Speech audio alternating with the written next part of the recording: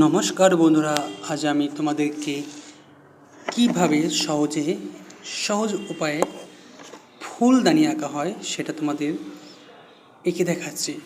দেখো, আমি প্রথমে আগে ফুলদানিটার কলসিটা আঁকবো, তারপর আমরা তিনটে এইভাবে ফুলের জন্য ডান্ডি দেবো।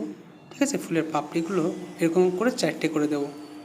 এটা হয়ে গেলে পরে দ্বিতীয়টাই একই রকমভাবে আমরা এই ফুলের পাপড়িটা দেবো, ম্যাচ করে দেবো পাপড়ি। ঠিক আছে, তো আবার তৃতীয় নম্বরটায় ঠিক একই রকমভাবে আমরা পাপড়ি দেবো।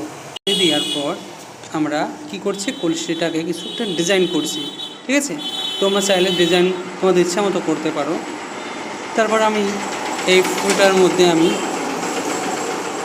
মধ্যে কিছু পাতা দিয়ে দিচ্ছি, ছোটো ছোটো পাতা, এবং এখানে কিছু লম্বা পাতা, যেটা দেখতে সুন্দর লাগবে। ফুলদানিটাকে সাজিয়ে দিলাম। ঠিক আছে, সাজানোর পর আমরা রং করব। কীভাবে রং করি দেখো, রংটা আজকে ঠিক রিয়েলিস্টিকভাবেই করার চেষ্টা করছি। প্রথমে আমরাকে এই কলসিটার হলুদ রং করে নেব সমস্ত জায়গায়।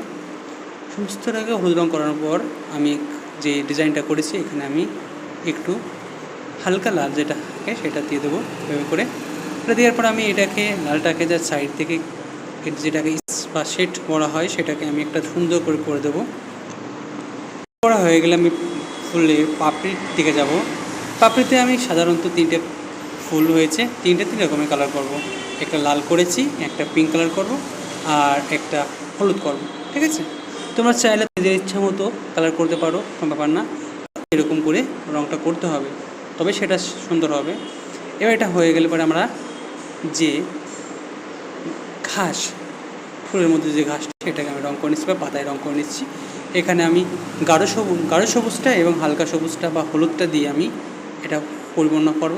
তারপর পাতাটাকে আমি সবুজ করার পর তারপর হালকাটাকে গাঢ় করব। গাঢ় করে দিলে পরে আমার একটা ফুলদানিটা সম্পূর্ণভাবে রঙ করা হয়ে গেল। এবং আমি তার নিচে দিয়ে একটা গ্রে কালারের যেটা ছায়া সেটাকে আমি কমপ্লিট করব।